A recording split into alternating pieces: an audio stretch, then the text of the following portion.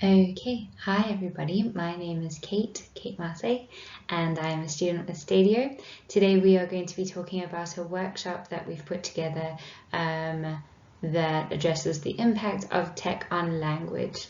It's for grade 10s, FET, and it addresses week 7 and 8 of the CAPS document. Alright, so we're going to be looking at an article and a cartoon. Yes, and the theme is the impact of tech on language. The excerpt is from This May Be the Last Word and Overtly Touchy Gen Z Silliness, full stop. And the cartoon is Caution Learner Children Playing. I am going to read the excerpt and then we're going to discuss Bloom's taxonomy and how Bloom's taxonomy is addressed, how the levels of cognition are addressed through our activities. We have two main activities, but they're kind of miniature activities along the way. Also, this is a workshop, so it can be broken down into as many lessons that suit your classroom. So it doesn't all have to go into one 55-minute slot. Okay, so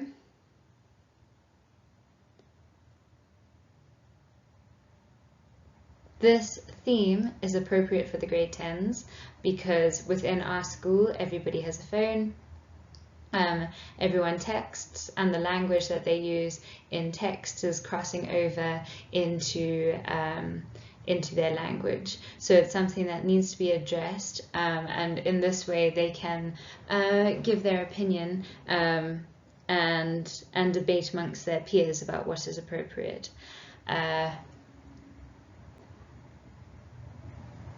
Okay, cool.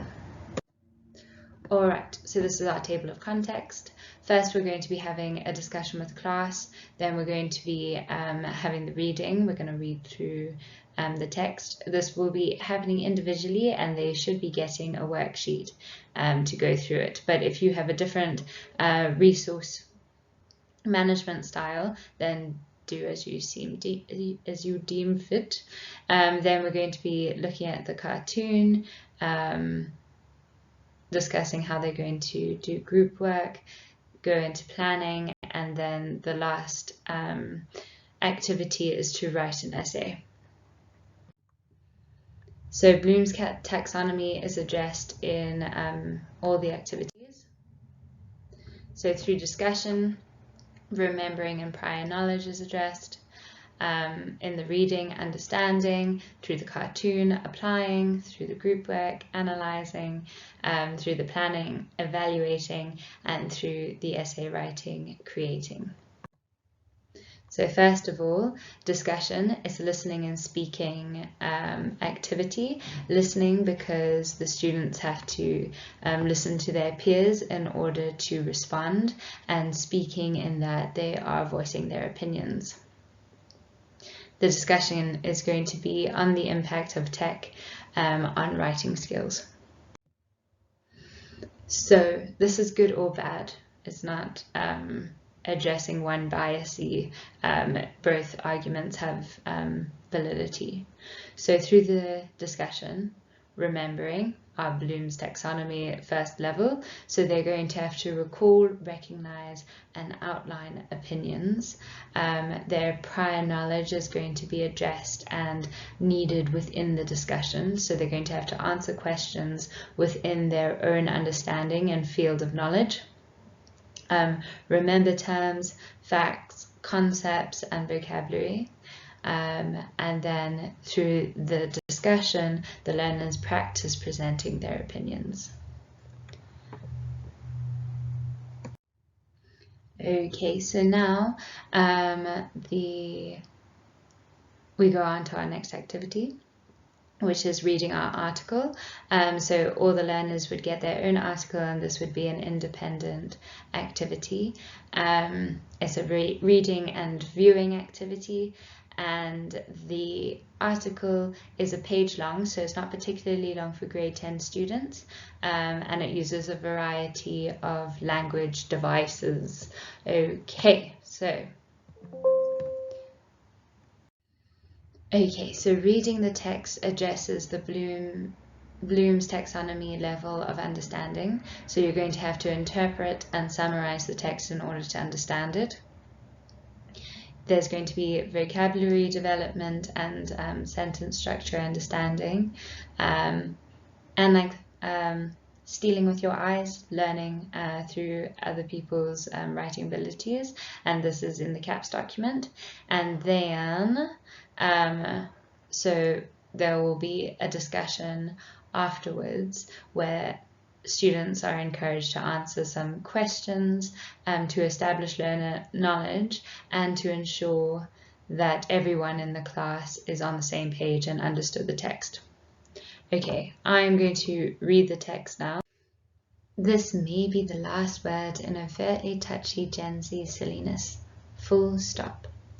Full stops intimidate young people when used in social media communication, as they are interpreted as a sign of anger, according to linguistic experts. Teenagers and those in their early 20s, classified as Generation Gen Z, have grown up with smartphones, which they use to send short messages without full stops. Linguistic experts are now investigating why teens interpret a correctly punctuated text as a signal of irritation. The debate was reignited after writer Rihanna Koselleck tweeted, "Older people, do you realize that ending a sentence with a full stop comes across as sort of abrupt and unfriendly to younger people in an email or chat? Genuinely curious." Several Twitter users expressed disbelief, which prompted crime novelist Sophie Hannah to reply, "Just ask 16-year-old son. Apparently this is true. If he got a message with full stops at the end of sentences, he'd think the sender was weird, mean, or too blunt." According to experts, youngsters who use to communicate electronically break their thoughts by sending each one as a separate message, rather than using a full stop, which they use only to signal if they are annoyed or irritated. Some have said the full stop is redundant when used in texting because the message is ended just by sending it. According to the Telegraph, linguist Dr. Lauren Fontaine of Leiden University in Holland tweeted, "If you send a text message without a full stop, it's already obvious that you've concluded the message." So if you add that additional marker for completion, they will read something into it as it tends to be a negative tone. A linguist from the University of Cambridge, Owen McArdle, told the newspaper, "Full stops are, in my experience, very much the exception and not the norm in young people's instant messages, and have a new role in signifying an abrupt or angry tone of voice." The potential change in meaning of the full stop in relation to online communication has been debated by linguists for years. Professor David Crystal, one of the world's leading language experts, argues that the usage of full stops is being revised in a really fundamental way.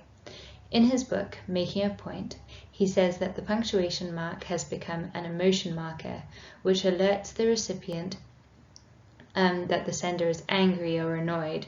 He wrote, "You look at the internet or an instant messaging exchange, anything that is fast dialogue taking place, people simply do not put full stops in unless you want to make a point." The full stop is now being used in those circumstances as an emotion marker.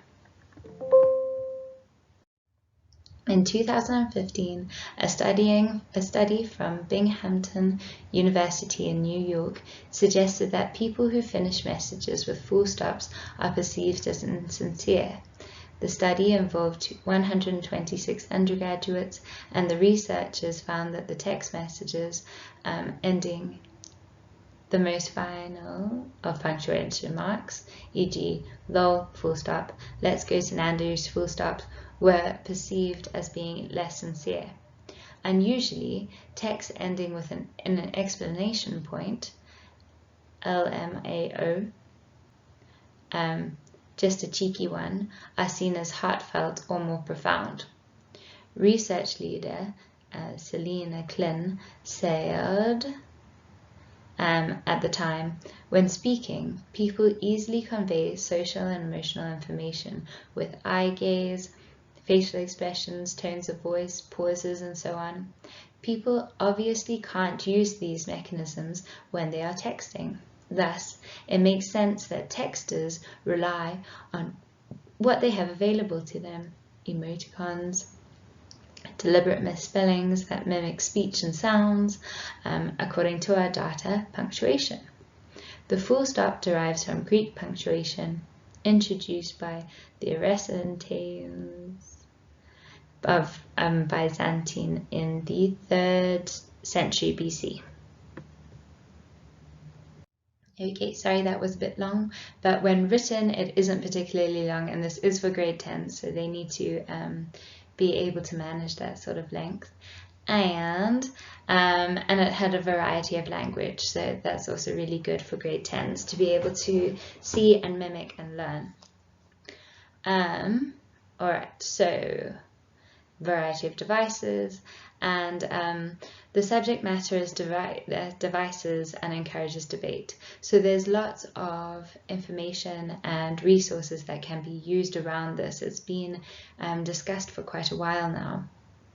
And there's a lot of genuine arguments on both sides, or strong arguments on both sides. So it's a very good debate starter.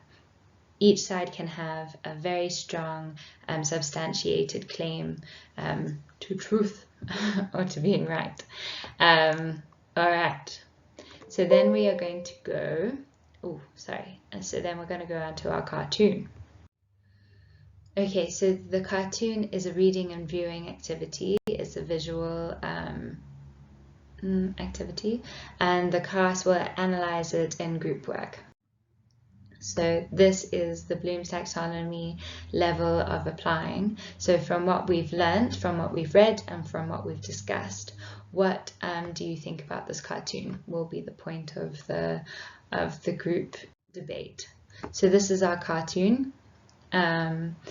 You can see the seesaw and the swings and the basketball court in the background, and there's a lovely park, but all the children are on their phones or their tablets, and it says "Caution, children playing." So now we're going to move on to our group work. This is where the students are going to analyze the cartoon. So this addresses the Bloom's taxonomy level of analyzing. So explain the significance of the cartoon, and explain it within relating to the article that we read. Group work, so within groups, analyze and discuss the cartoon, and then we're going to ask the groups to present their thoughts through a informal kind of just getting comfortable with speaking publicly. You can of course design it how you wish, you don't have to do that. Alright, now we are going to move on to planning. So this is writing and presenting. And we've had group work, and we are going to now move on to an independent argumentative essay. The planning activity addresses the evaluating level. So independently, the learners are going to create an essay where they defend their opinion. That's the Bloom's taxonomy level. They're going to address, evaluate, and reflect on their opinion, and they are going to plan, draft, revise, and edit and proofread their essay. They should provide proof or evidence of this draft, of the resources that they used, of the plan that they came together to plan. Okay, all right. So now our stage 6, and this is our final activity. So we've had discussion, which doesn't really count. We've had the group work, which kind of does count, and now we have our essay, which is our final activity.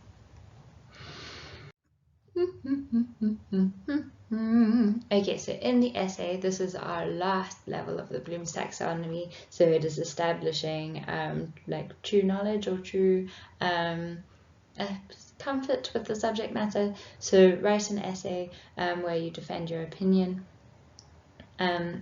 The kind of most important part behind this is that the learners use language structures to correctly and to convey their opinion within an argument. So they're going to have to use the correct register, style and voice, word choice, sentence construction, paragraph writing, and punctuation and spelling.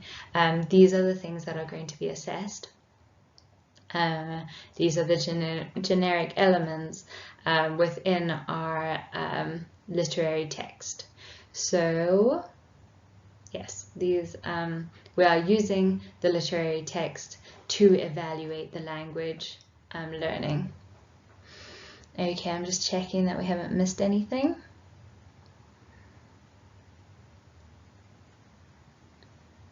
Yeah, I think we are good. Alright, so we've used this because it encourages critical thought and independent thought. So although we are discussing and debating, we're gathering that information to establish a strong base of language structures. Okay, and genuine argument construction. Alright, so thank you very much. This is my reference list. And also I would like to thank SlidesGo and Flaticon and Freepik who designed this slide pack with the icons and everything. Alright, thank you very much for your time. And I hope it goes well with the workshop. Bye.